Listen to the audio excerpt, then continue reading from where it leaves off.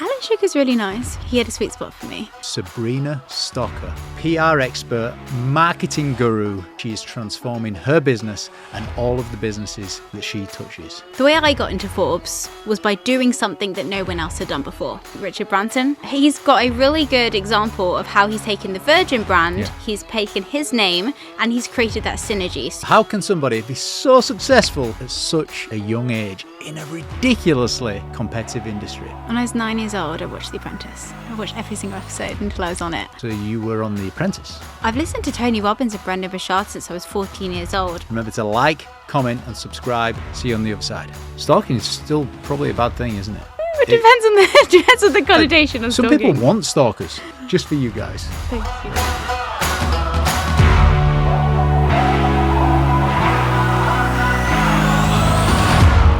What is excellence in PR? PR for me is all about building trust, and how can you create that trust with your end audience, with your consumers, with everyone else in the company, and building out that trust bubble. How does someone build trust though? How do you build trust? Time, dedication, but you also can fast track it when you use PR. Now, PR has many different aspects to it, standing for public relations, but it's about what somebody says about you or your brand when you're not in the room. How many people think it's press release, not public relations? Quite a few, but it's just one of those things. It's okay. I'll forgive them. So this is your relationship with the public. Mm-hmm. That's what PR is. That's what PR is. And PR experts like yourself are there to help me create and or build my relationship with the public. Exactly. So if you're looking to work with a company or work with an individual, even if you're looking to buy a product, what are you going to do? You're probably going to Google them. You're going to see what they're about. You're going to stalk their social medias. You're going to see what people are saying about them. And public relations is changing the perception of what someone is saying about you or your brand. Stalk the social medias. Is that still a big thing, stalking? I'm guessing it is. Is it getting even more? When there's more content around you, when there's more people, when there's more competition, you want to find out who that person is. And one of them is now showing up on social media. What's that person saying? How do they react? Do I like their viewpoints? Does that person resonate with me? Well, look, the social media has evolved, hasn't it? So you can actually direct message people now. Stalking is still probably a bad thing, isn't it? It depends on the connotation of stalking. Some people want stalkers. They want as many followers as possible, yeah? They want sometimes we can chase the ego. Sometimes we can want as big as following as possible and all the visibility and the views. But ultimately, what's the objection? Are you trying to become famous, which could be a reason why you want PR? Are you trying to build up a company brand? Are you trying to control the narrative? So depending on that objective, depends on how you want to get perceived by somebody. What's the downside of chasing your ego? If you chase your ego, I'd say it's a mental game, really, because you may not feel that fulfillment, that purposefulness, and have that emptiness inside of you as you grow. And you're wondering, I'm trying to chase being famous. I'm trying to chase getting there. Got it. You get there and you're not happy. So you want it more. In your eyes, who's the best in the world at PR? Following a discussion, I think Richard Branson has done it very, very well. Following a discussion that we had before this podcast. So Richard Branson, Richard Branson, he's got a really good example of how he's taken the Virgin brand, he's taken his name, and he's created that synergy. So you trust Virgin more, you trust him more, and he's a character, so you're more likely to want to follow his story. He's a natural character, authentic, daredevil, adventurer. He's very consistent in what he does. Yeah. Mm-hmm. I went to a conference. I think it was 2016. I stand to be corrected by other people that were with me. James Lucas, you correct me afterwards. Went to a conference. He was speaking there on conference, and it was in Dublin, so it was Ireland. And very famous person in Ireland, a gentleman named Conor McGregor, UFC fighter. He was also speaking at a conference. So anyway, he must have planned this beforehand. It was smart. It was amazing marketing, or PR if you like. So they brought Conor McGregor out when Richard Branson came out, and Richard Branson got up, ripped his top off. So he stood there on stage, topless. Says, "Come on then, fight me." And the very next day, it was literally front page of every major national newspaper. That is that PR. That is PR. So he's controlling the narrative. There he was creating a story that he knew other people would find interesting. It's amazing though, isn't it? I just like your words, controlling the narrative and creating a story. So besides Richard Branson, because we had that beforehand, who else is the best at PR? I think Alex Hormozy, especially in the coaching space, has done very well recently. Yeah. What he's done is he's built up his personal brand, which he uses then to funnel into acquisition.com. And because, for example, his business model is buying into businesses so that he helps scale them, you're not going to do that with someone you don't trust. So what he's done is he's created the trust through his personal brand and he's funneled that into his other business. There's he's natural as well as Branson, isn't he? And it's incredible content that he's got. I mean, his 2 books, he's kind of given it all away, hasn't he? And it's how-to manuals, how to make offers, how to generate leads. Incredible. But a lot of it, even though he's really good at it, it's taken him a long time to get there. How long? I think his journey's been a few years. And from that initial place, now how he can articulate himself now, there is a curving journey. Richard Branson probably didn't act so imaginative, and then he realized, I read his books. Let's do it, and he's getting. But it's the storytelling aspect that he's nailed. And actually, I think there's authenticity there. He's being natural himself. Alex Hormozy, just come back to that example then, because you said that it took him years, maybe even decades, to build up to this point. And there'll be people listening to this right now that also want to get the following and get that kind of fame that kind of comes with that.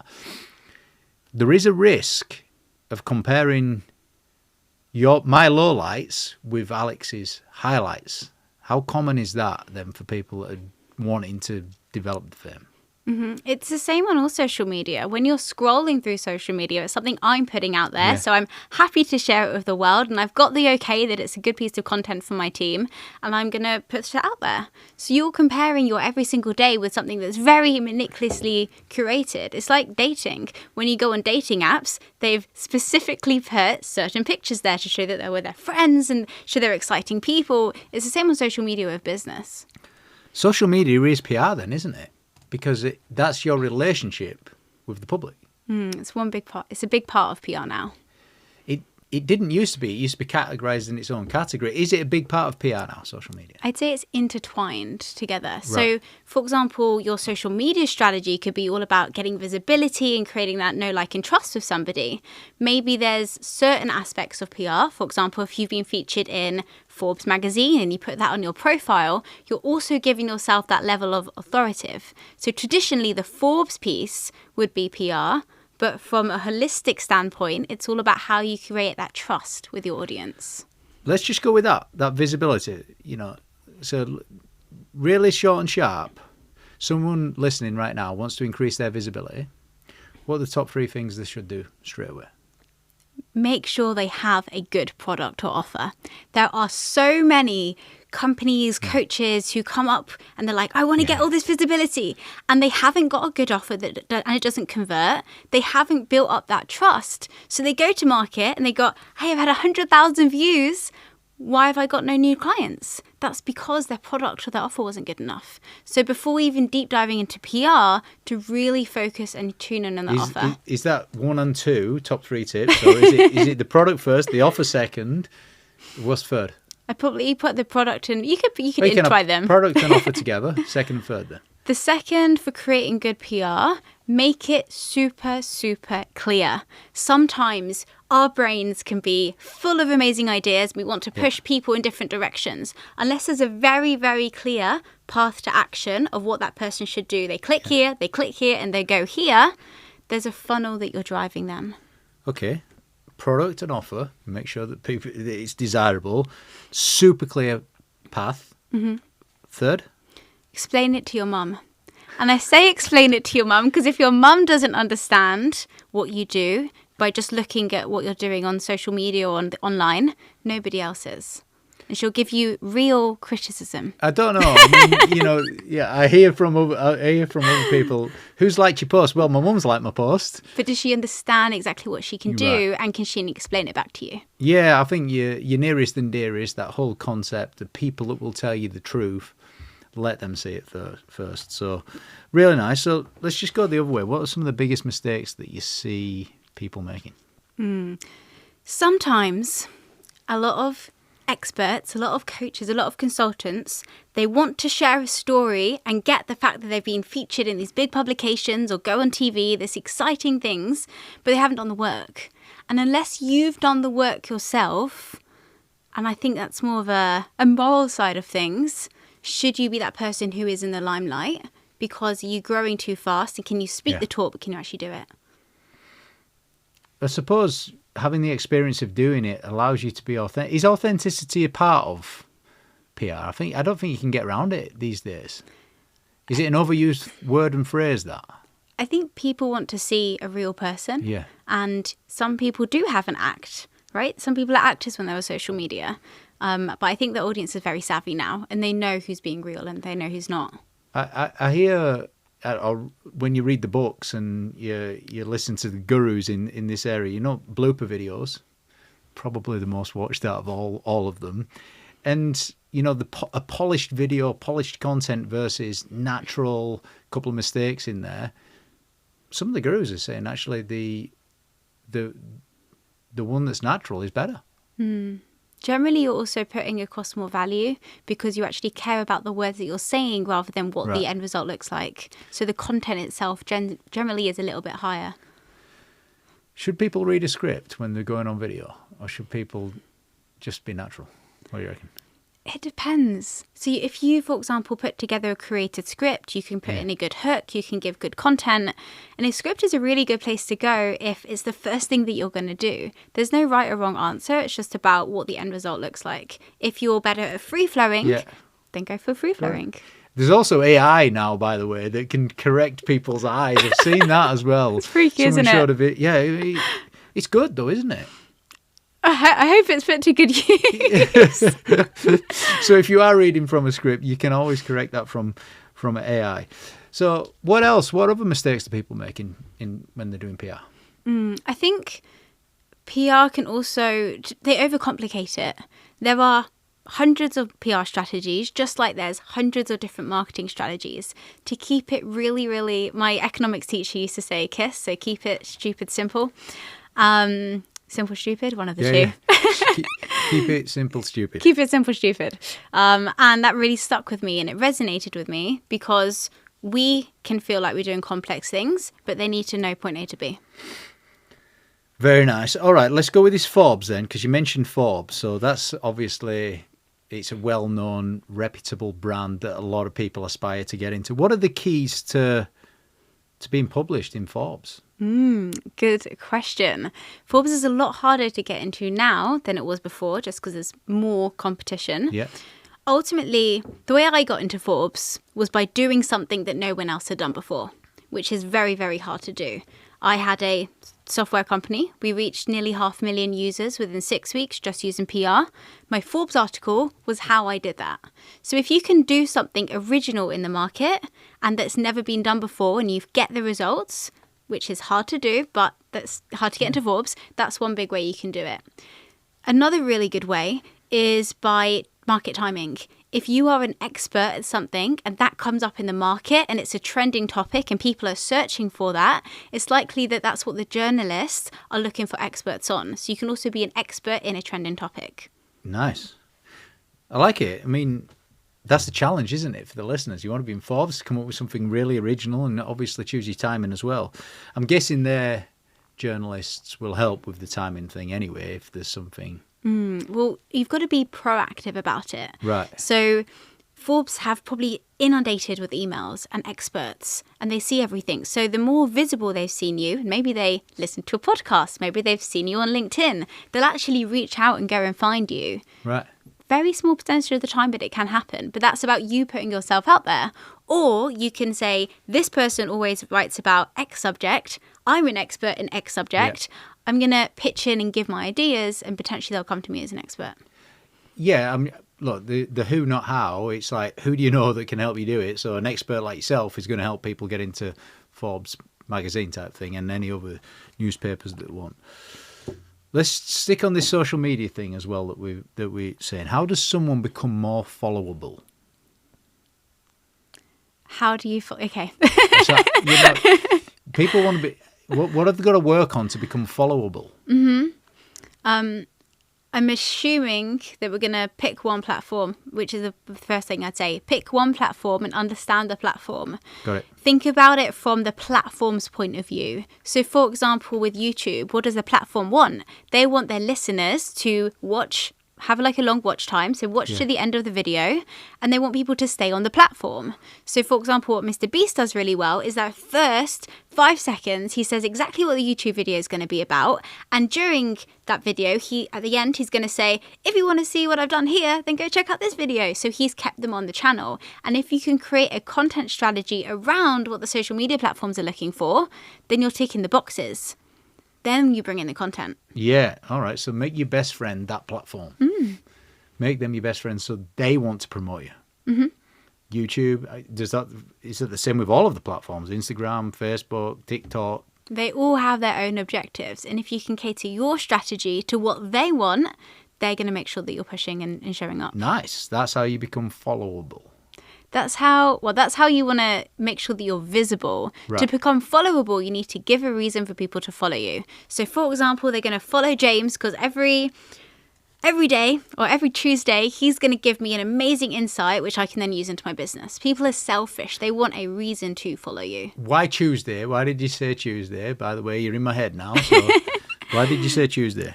Tuesday as an example, but generally most people do admin work on Monday, and then Tuesday is their congratulations work. All right, so Tuesday is better than Monday. People are not in the zone yet. Is that right? Most statistics show that Tuesdays are better than Mondays, but it's very, very individual per platform. Got it. All right, so you become more followable by giving someone what they want on Tuesday. In general, they want to know if they're going to James's profile, for example, that they're going to get this specific content. When I go on James's profile, I'm going to leave feeling motivated. I'm going to leave feeling like I've learned something for my business. Is that the bit that a lot of people miss out? Clarity of purpose.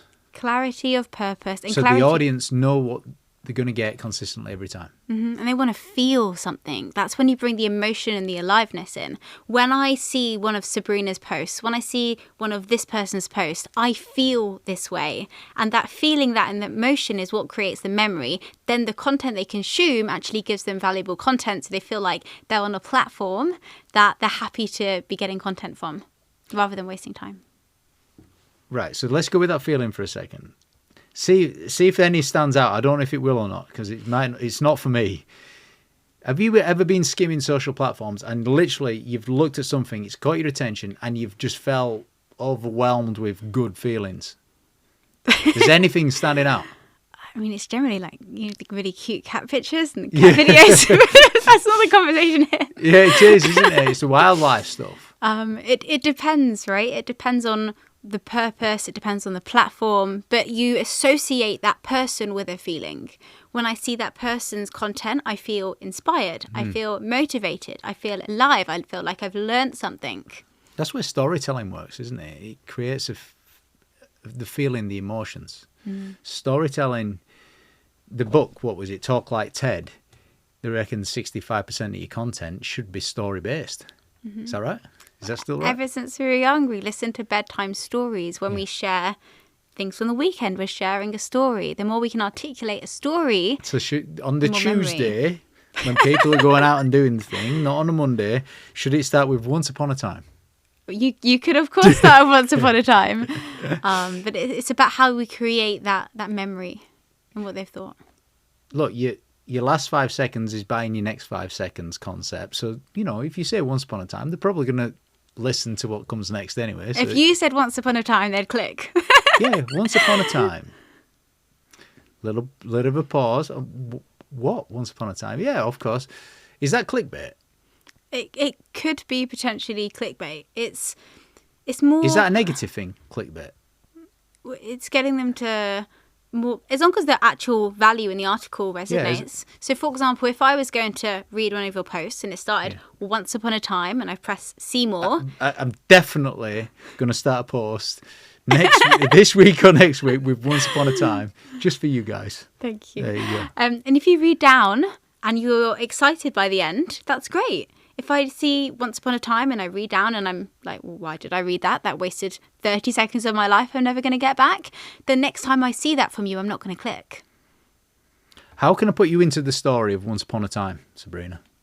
Myself? Yeah. What's your story? What is your story? I mean, how have you been so successful here? In general, we could get long and deep into the story, but I've always been very motivated, very inspired, grown up in an phenomenal way. I've listened to Tony Robbins and Brendon Burchard since I was 14 years old. Who's better, Tony or Brendan? It depends on the reason. They both have their amazing attributes. My nan was a public speaker, so I've been on stages since I was very, very little. All of those I can... Your nan? She was nan. a public speaker, was she? Oh. So I can share all these on my What was her name? social media. Joan. Yeah, she's great. She's so great. You know, we went to the Mamma Mia party last week and honestly, about 50 people came up to her and my granddad, my grandma and we were all dancing together. They were like giving hugs. You've given us so much inspiration. How old are you? Yeah, life at the party. Look, you've already got me, Mamma Mia.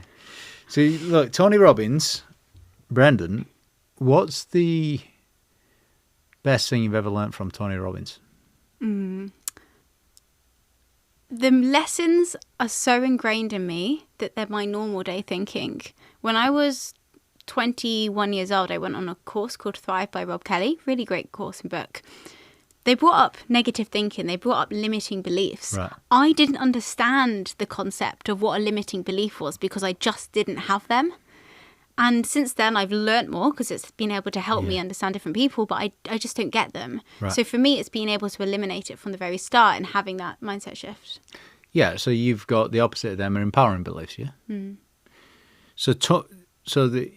Coming back to Tony then, did he take... Who was the person that you said, Rob Kelly? Brendon Burchard. No, you said... Rob Kelly. A book, yeah? Mm-hmm. But what have you got from Tony Robbins? How has he helped you in your life? For me, well, I first started listening to him because I wanted to get good grades. My mum's Indian, so I had to get really good grades. Right. The end-up lesson was ultimately, I'd say, internal control. Like, I'm 100% responsible for everything that happens in my life. And anything that happens to me, I'm 100% responsible about the way that I react to it, the way that I can address it and the way that I can move on from it. Yeah. And taking that responsibility means that I have to be internal with everything I do. And that's a big thought pattern. Was that in a book or listening to him or at an event? Multiple different trainings throughout many years. What about Brendan then? What have you got from Brendan? He's into high performance. He is into high performance, and he was my how do I get loads of things done. So he, for example, really helped me about the productivity and how I can prioritize certain things, which has allowed me to be able to do multiple things at the same time. How do you prioritize certain things? For me, now it's enjoyment. Right. What do I feel like doing? And if I feel like doing it, it means I'm happy to do it. How do I, for example, I know I have certain things that I have to do to make me happy. I have to see my friends, for example. Okay, great. Monday's going to be salsa night. I make sure that I don't do anything on Monday. Do you do salsa? I do salsa. You remember that movie, Along Came Polly, with Jennifer Aniston and, what's his name? Oh, it's so funny. Salsa dancing. So you do salsa, you also do breathing, and Wim Hof, yeah? Breath work. But I also breathe. Yeah. I breathe every day. Clearly, you breathe every day. So you do Wim Hof. Mm-hmm. Why?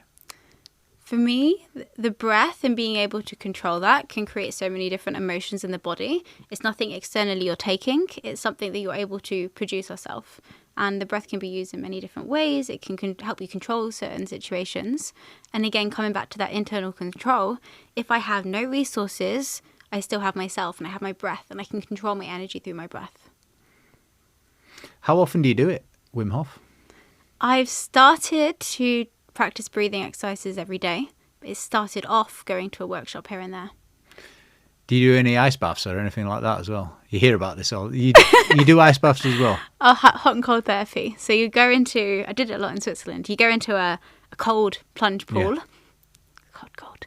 And then you go off there, go into like a hot sauna, or you go into a hot pool, and you do this back and forth. It's really nice. It's hard at first, and then you get used to it. When you've got it there, it's easy to do. You know, when you go into the place that's got the hot pool and the cold pool, you can jump in. It's really invigorating. You know, but getting up in the morning, turning your shower on a cold, to me, that's different from me going and just jumping in a cold pool over there. I find that one much easier. It really is. It's about the environment. I think one thing from being in London, it's very hard to do things because of the weather. It's harder to go on hikes. It's harder to have the motivation to go for a cold shower. So it is about being in your environment. How can you make it work for you? And a little bit is better than nothing. Right, let's get in the audience's head for a second. Give me 3 reasons why tomorrow morning every listener should get up out of bed and have a cold shower. Give me 3 reasons. So it wakes you up. It is a massive shock to the system. And when your body can deal with that shock to the system, you can deal with anything that comes at you for the day.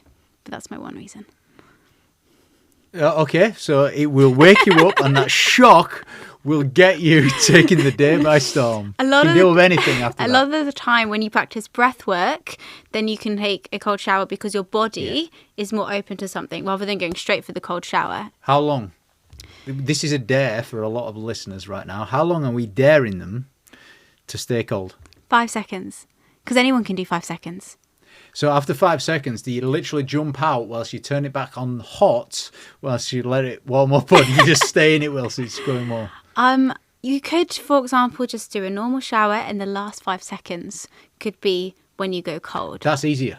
Mm-hmm. It is. When your body's already hot, turn it on cold is a little bit easier. It actually closes your pores, and it's really good for your skin and for your hair growth. But having those 5 seconds will make such a difference because you've done it. And once you've done it, you can do it again. There you go. So whoever's listening right now, go and do that tomorrow and then come back on whichever platform you're watching or listening to this on and make a comment on it and give us some feedback, please. Part of your story is also you're a TV star, yeah? Mm-hmm. So you were on The Apprentice. I was. What did you learn from Alan Sugar? Alan Sugar's really nice. He liked me because I had a tennis company and he really likes tennis. So he had a sweet spot for you? He had a sweet spot for me. Alan Sugar, I wouldn't say I learned so much from Alan Sugar. I'd say I learned more from the show. So the show showed me that whatever situation I was with no experience, that I could get up and make money from it. You can do anything and you can find a way to make money from it. And having that mindset means that you'll never, ever be poor because you'll always be able to figure out a way to make money. If you lose your business overnight, which happened to a lot of businesses, including myself in COVID, lost your business overnight, lost your revenue, you've got massive overheads to still pay, you can still find a way to make money. It's a really good point, isn't it? You know, the biggest thing that the show or Alan taught you was get up and make money. Mm-hmm. He does keep it really simple, doesn't he, business? Mm. What was it like going into that boardroom because it is a fight, isn't it? It is a fight. Who's getting fired? What was it like that, I don't know, 5 minutes waiting outside, going in? It's nerve-wracking. It's really nerve-wracking because you're a big fan of the show and you've completed the task. And what you end up doing is throughout the task, you make mental notes about decisions that other people have made and decisions that you've made. Yeah. Fortunately, I'm good at making decisions in general. So I actually had Claude and Karen multiple times back me up and I didn't have to say anything and they would speak for me. You know when they backed you up, did you just feel a bit of relief at that time? Or what was the emotions that were flowing through your veins at that point? Someone understands my point. Someone understands what I was trying to say. I got massively underestimated because I was young. And I always got told, you're so young and you look so young and what are you doing young? And it created this well, am I too young to be doing this? And I'd never had that before. Limiting belief there. It was a limiting belief. And I was like, well, where's this coming from? Where's this getting created? At that same time, I was in the tennis industry, which is 98% men. And most of the people in my particular event company were around, 40, 50 years old. So I was like, I'm really doing something different. But the fact that they were able to back me up felt like I'd been heard on the points I was trying to articulate. Is there any moments in that boardroom that like you're thinking, when you were thinking about yourself, I'm embarrassed here, what am I saying? What words are coming out of my mouth? Because sometimes when you're watching it, people are just, they're spurting out stuff and they must be embarrassed when they go back and watch it. No, I wouldn't say I was embarrassed with anything that I said. Maybe now. Did you observe that in others? I don't think anyone's embarrassed with what they're saying. There's such high pressure with the boardroom. There's such psych up. Some of the boardrooms, when they're in the final three, go on for 2 or 3 hours. Really? And we just get a little bit. The 5 minutes of the best stuff. 2 to 3 hours. 2 to 3 hours. So it's a long process, and Lord Sugar listens and he allows you to speak. Sometimes we speak over each other because it is a bit intense, but generally you are able to articulate what you're trying to say, and the decisions and the reason why you made certain decisions is what he's looking for. It's pretty cool, isn't it, on TV program? Because like sometimes it's like 3 a.m. they're coming and waking you up type thing. What was the earliest? We had a call at 2 a.m. Are you told the night before what time they're going to... So for this one we got to bed at about 11 p.m. and we were up at 2 a.m. and we were making donuts. And there's a scene and I have these like glasses on because I can't see anything, so I wear contacts. And it's like really stressful because at that time I didn't know how to cook. Can cook now. And it was just like, I'm in a kitchen and loads of people are shouting at everything. And it was really stressful because we didn't have much sleep. Other times it's 4 or 5 a.m. 4 or 5. Yeah, very good. So Alan Sugar, like, get up and make money. That's the big lesson that you got from there. He came to one of our conferences and we interviewed him. And true to form, some of his biggest takeaways was business is simple. Show me the numbers. What are the numbers? Show me the P&L. I want to see it right now. Show me the numbers. Making numbers-based decisions. Did he teach you about decision making? I learned a lot through going through the process about decision making. And one of them is that I have a very complex brain. I think about things from many different angles. Now, how I look at businesses is very simple. So, for example, if you take a staff member, you want to grow your team.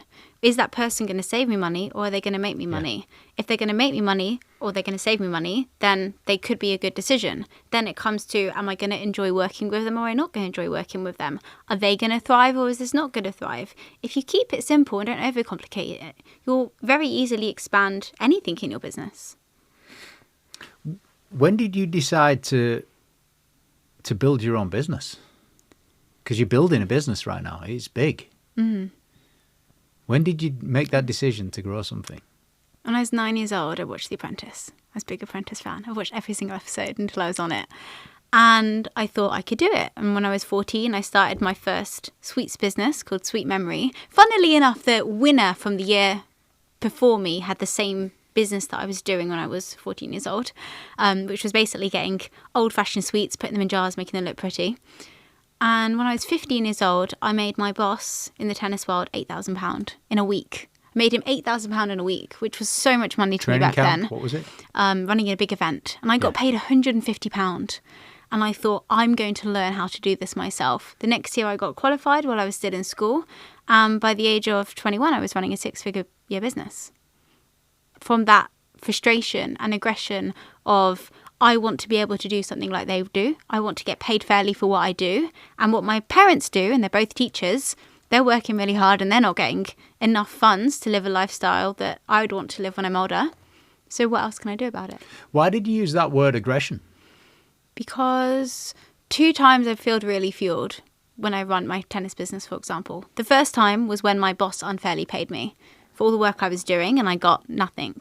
So the level of dissatisfaction was so high, you were so pissed, sorry for that, that you just turned that into motivation. Is that right? And that motivation fueled me. Second time, Really random, quick story. Went on a trip to travel the world as a content creator when I was 21. 3 months later, I come back, and one of the parents from one of the parents' kids started a competitive business down the road. Within 6 months, we were the largest company in the UK. That frustration and that fuel was what I actually found that drove me. A competitor. A new competitor. All right, so you like a bit of competition. I'm a tennis player. I thrive off competition. How important is that rivalry? Because you look at some of the greats, you know, even in tennis, you Roger Federer, he always had competition. I mean, arguably he was competing with Nadal and Djokovic. Mm-hmm. When the fastest runners in the world, they run a 100-meter sprint in this amount of seconds, they're competing against themselves until they find out someone else has done it in a shorter amount of time. So you know it's possible. And when you know the limits and you know it's possible, then you want to try and get there yourself. Yeah, one of my mentors is called Frank Dick, and he was the performance director for British Athletics. He coached Daley Thompson and Steve Cram and Seb Coe and all these, and he also did some coaching with Alex Ferguson as well in football, and Boris Becker in tennis. But the big thing that Frank says is your biggest competitor is yourself. Now, the only way you can compete with yourself is to know what your best is, because the challenge is personal best. Mm-hmm. And ActionCOACH as an organisation, they do that in business. You know, what's your best? What's the best month? What's the best number of followers you've had? What's the best number of views you've had? And as long as you know that, that's always your target. Mm-hmm. Always that improvement. It's a mindset game. If you know it's possible and you've seen that it's possible, then what do you need to do to come one step closer? What can you start doing? What can you stop doing? And your progression will accumulate over time. Look, you're at the forefront of, I want to say PR, but it's also marketing. It's marketing, isn't it? It's PR. So how is marketing going to change in 2024 and beyond? I think we've moved into an attention economy. When there is so much noise being thrown at us, we don't need more information. We need to understand what to do and how to implement information. For me, the most exciting point right now is AI, because it allows you to have that capacity to do more in a shorter amount of time and to gain and gather information quickly so you could absorb it and then implement it. Do you use AI? Mm-hmm. How is it speeding you up right now? For me, I will, for example, let's say I have a sales team, which I do. I want my sales team to become even better at closing and even better at understanding opportunities. So if I, for example, get their sales scripts and I can put this into the AI and I can create feedback from the AI, what did this person do well? What did they not do well? Did they onboard the person? It allows me to... Really? You can ask AI that to give you feedback on that? So you have to download your brain into AI, and then you can use AI as a bot in order to accelerate other activities, which means you have more leverage of your time. It certainly gives you ideas, doesn't it? It certainly gives you forward thinking. What else? Right, so you said attention economy. Mm-hmm. Is the problem lack of attention? It's too much information, too many things to go to, too many information everywhere, YouTube, TikTok, Facebook, Instagram, too much bombardation. At the same time, is because of the social media, what's happened is when you go onto something, the amount of dopamine level that content will produce is slowly getting depleted. So your attention span gets shorter and shorter and shorter. So therefore you're getting too much information and at the same time you're not able to absorb it. You see, I'm making this up, so this is complete opinion, but if you look on Instagram, there's a lot of positive things on there, a lot of positive messages. There's a lot of advice that's been given out. I mean, I look at it and I can, wow, there's so much. I actually think intentions are there to grow. Intentions are there for positivity and moving forward. But what you're saying is attention, because intention is one thing, attention is another, actually. Having the intention to do something, and then is the gap getting bigger rather than smaller? I think especially when you go on content, you, for example, get very quickly amused and you learn something and then you go to the next thing because you're always chasing the next high. It's kind of like when you're on a dating app. Not that you're on a dating app, but when you can be on I once was on a dating app. When you once were on a dating app. I'm not on a dating app anymore. And if I am, someone's put me on that. You swipe. And you're like, oh, okay, like that girl's interesting. I'm going to swipe. Maybe I'll message her. Maybe I won't. It's the same when you're consuming content. Maybe I'll do this. Maybe I won't. And the issue is you're getting fed all of this information. You don't know who to listen to. You don't know what to do. And there's so many things that you can do that it stops you making the next progress. And then it's a bit stressful. So then you just go back to social media to get the dopamine happy again. Look, I've never suffered from being a socialite where I'm skimming social platforms all of the time. So I can't relate to that. Now, every so often I'll have a look and I see it as a bit of a guilty pleasure really, but maybe 5 minutes. But do people do it all day long? The average person under 24 spends around 3 to 4 hours a day on social media. Really? Screen time tells you that on your phone. Book more meetings. The apps. Screen time can be around 8 to 12 hours. Wow. Yeah, I'm screen time on computer screens in meetings. And see, personally, again, I'm just reflecting on what you're saying. I get my energy from people. And the more people I'm with, the more productive I am, really. So I'm constantly in meetings all the time. Which is great, but you're also an example of someone who doesn't spend so much time on the phone. And the majority of people now, they suffer from loneliness. They suffer from having low attention spans. They're not able to get that same excitement. They'd rather be on their phone or their Xbox or watch TV than go outside. If you look at the younger and the newer generations, they're really, really tech savvy, but they're phone savvy. Their communication skills are very different. Is there any advice? Is there any comments that we've got to those people that might want to change the pattern? You know, if let's just say the gap between intention, they want to do some good things, but their attention's not there. You know, my bit of advice is book more meetings, go and meet people type thing. But is there any other advice? Whilst they're waiting for the shower or plucking up the courage to get in the shower to think about.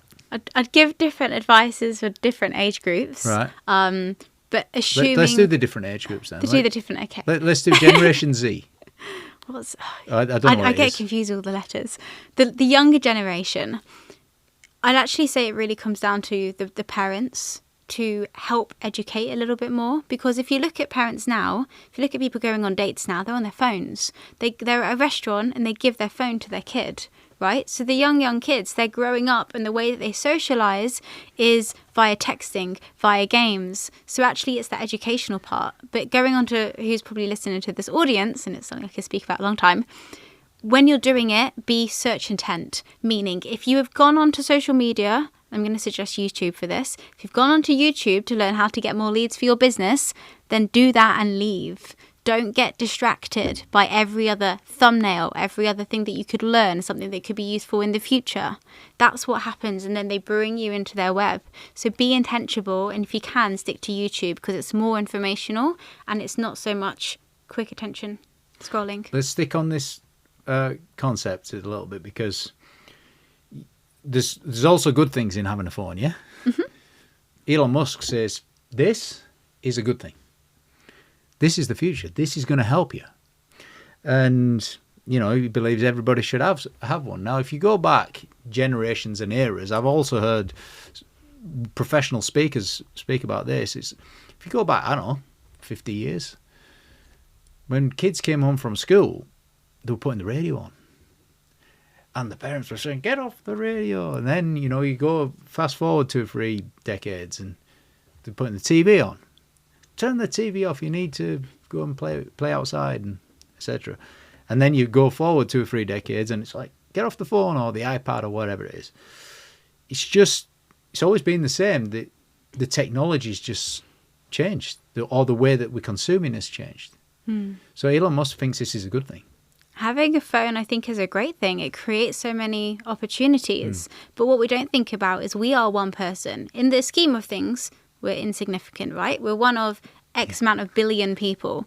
Social media companies have all this data and they know exactly what you're looking, where you're scrolling, what your feedback is, what do you enjoy looking back, whose profiles are you stalking. All this information they collect upon you. with $1 billion companies and you're just little you. So thinking it from that perspective, there must be something that we don't know. There must be something that we haven't thought about yet that they've already thought about. And it's not about coming off social media. It's not about coming off your phone. It's about finding what is that distraction that's triggering you and how can your phone amplify your life. And maybe if there's some areas that you could cut back on. I just feel like echoing this point. One of the greats, Dale Carnegie, wrote the book How to Win Friends and Influence People, and this was a big takeaway that I got personally, which was the secret ingredient in happiness. And is happiness success? Well, everyone can have their own opinion on that, can't they? Here's the secret ingredient: real, deep, meaningful, lasting relationships. So come back to those people that are doing 3 or 4 hours a day and skimming. How did they develop more relationships with people?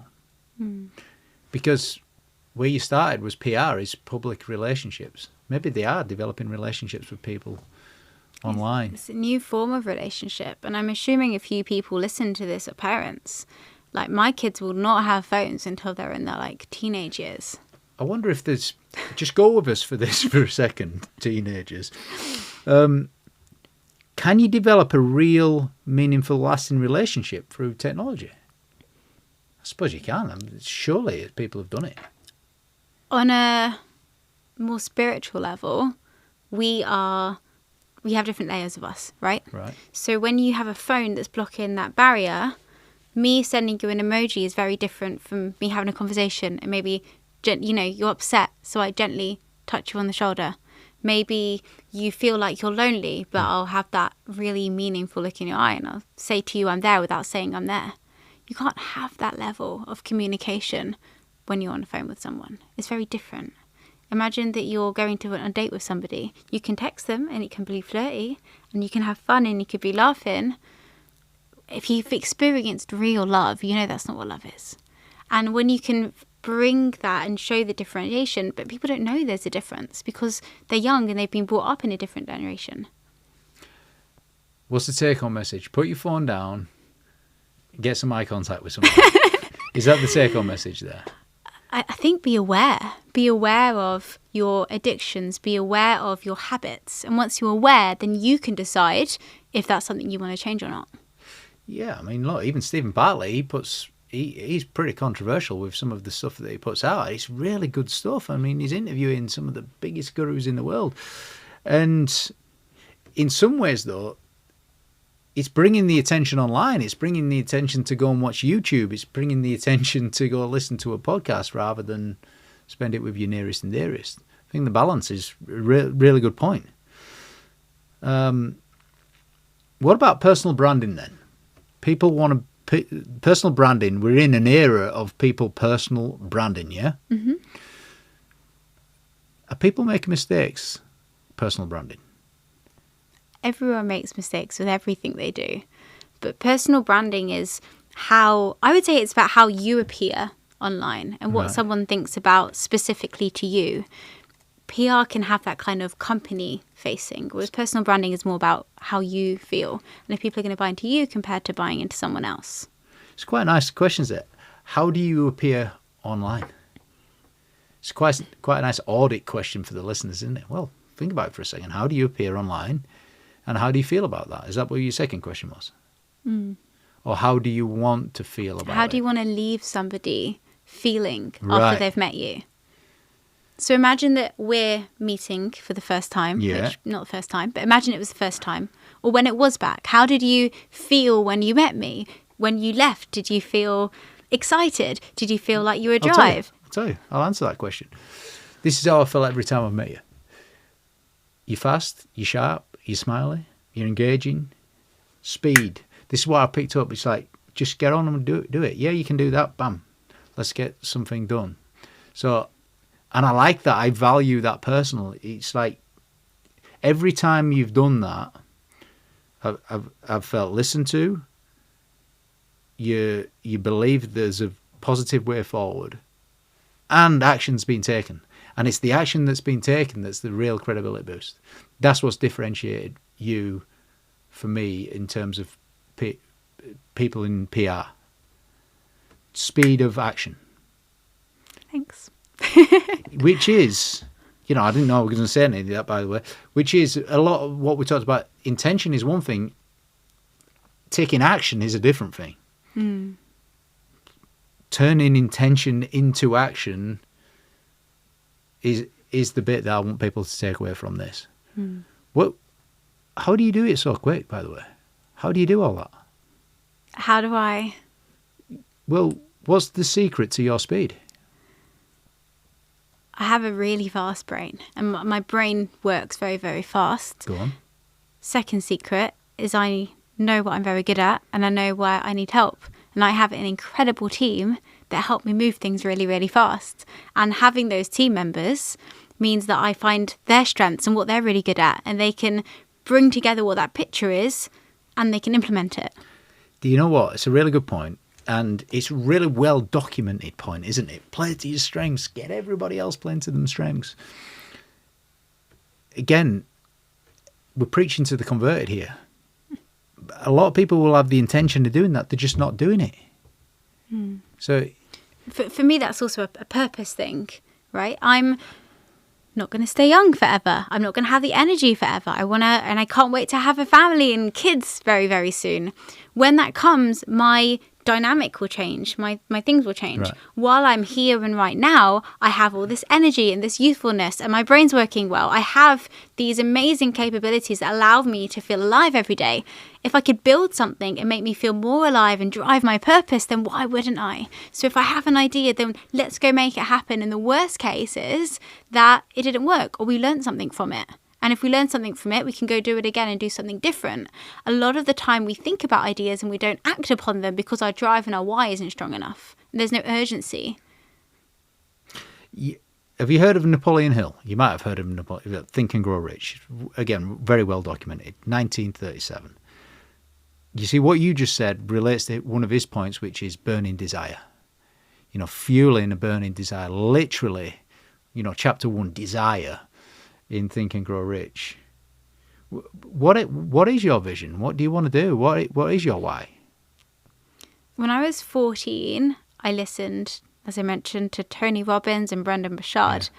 I was a 14-year-old girl listening to a 35-year-old, 40-year-old man because there weren't any other females and there weren't any other You definitely talked about Brendon Burchard, the 35-year-old. Tony Robbins is older than you think now. Okay, maybe a bit older. My point being, I was listening to a middle-aged man and I was thinking, back then, why were there no other females that I could relate to? And that's been a big driver for me, is who would have I wanted to have as my role model when I was younger. And my role model was like Hermione Granger out of Harry Potter. And that was pretty much it. I didn't have anyone to aspire to. So how could I be that person that I'd be proud upon? Do you love Harry Potter? I'm a big Harry Potter fan. You're a big Harry Potter fan? Yeah, no, I know, because you asked for a meeting at the Harry Potter Hotel. There's a Hogwarts hotel. Yeah. There you go. Hogwarts Hotel. Really cool. So, do you want to be the next Tony Robbins? Do you want to be the female young Tony Robbins? That's what I originally had in my mindset as I was growing up and as I had this thing. Now, it's about how can I create a purpose and enjoy and do what I want to do. And if that happens, great. But it's not the excitement of speaking on stages and fame. It's the excitement of being able to feel fulfilled every single day. Fulfillment every day. I suppose you are helping a lot of businesses with the PR, with their relationships with the public. I mean, let's definitely lean into that word, because we mentioned it earlier on about personal relationships at home, your relationships online with people, that whole depth. That's what you're helping people do. I got some quick questions for you. Let's go with 3, actually. What are the 3 best books you've ever read? Ooh, good question. First book, I would say Thrive by Rob Kelly. The reason I like this book is because... That's the second time you mentioned it. Second time I've mentioned it. It explains the concepts of thought very, very well. Was that the first book you'd read? No, the first book I ever read was The 4 Quadrants by Rob Kiyosaki. Oh, yeah. At a young age. No wonder you're into it. When I was 16 years old. Ah, very nice. I actually, me and my first ever boyfriend, we went to a seminar of Jordan Belfort. Oh, yeah. Well, yeah, I think it's 17. The Wolf. The Wolf. What was that like? That was, interestingly, I was sat on the back row and I was because you don't have much budget back then. Sat in the back row and I was listening to You somebody don't have else. much budget back then, there you go. And he was saying about how actually Robert made a lot of his funds through books. And that it was that moment I was like, interesting, because he talks about property, and I actually twigged about how to be more critical and analytical when I see certain figures online. I think what he's done and how he's spreading message about money and learning about money is really important. But it did give me a different perspective back then. Okay, so Thrive by Rob Kelly. I took you off track there. I mean, it could be Kiyosaki's quadrant, but We'll say top 3 books. 4 Quadrants by Robert Kiyosaki, because that was my first book, and it allowed me to think differently. Cash Flow Quadrant, I think it's called. Or is it called 4 Quadrants? It's probably called Cash Flow Quadrant. Yeah. Something similar. My third one, I would probably say 21 Lessons of the 21st Century by Yuval Noah.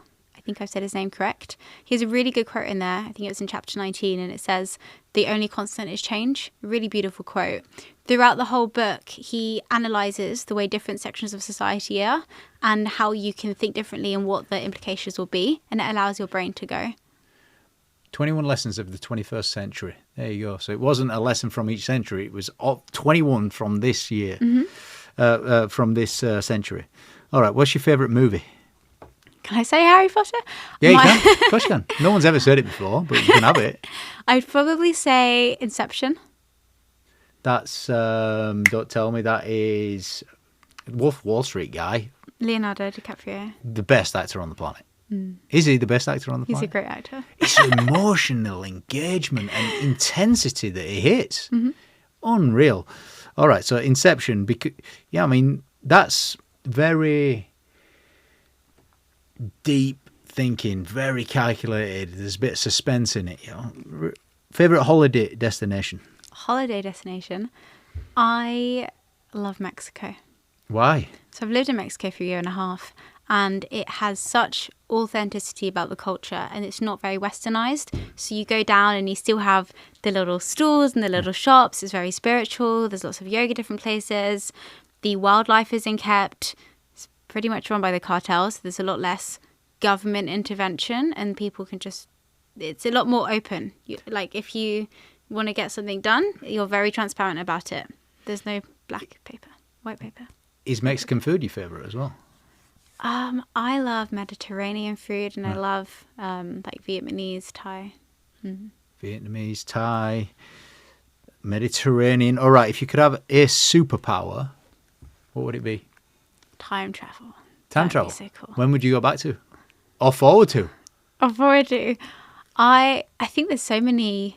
They say history as the word, but if you break down the word, it says his story. So I'd be really interested to go back in time and find out. Story. It's very sexist.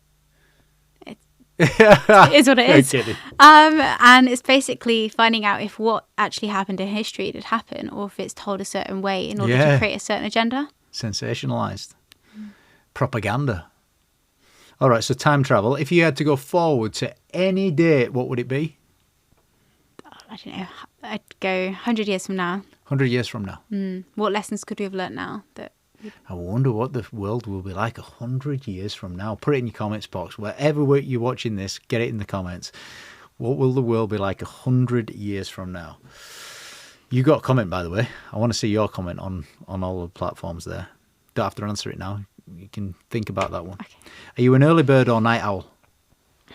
Dependent.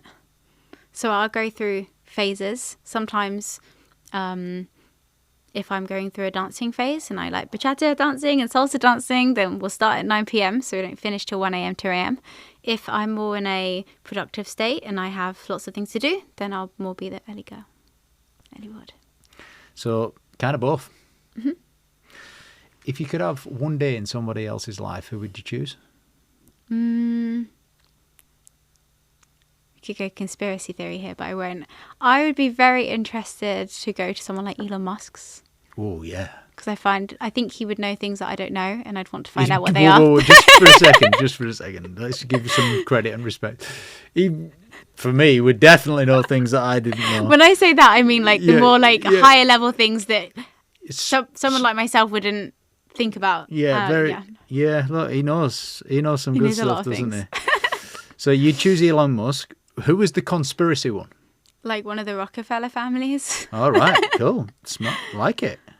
So Elon Musk, who've been the 3 biggest trusted advisors in your life? I really haven't had many. I'd probably say my friends and my nan. Like Joan's making an appearance. Again, second appearance, celebrity. So she made the appearance at Mamma Mia or at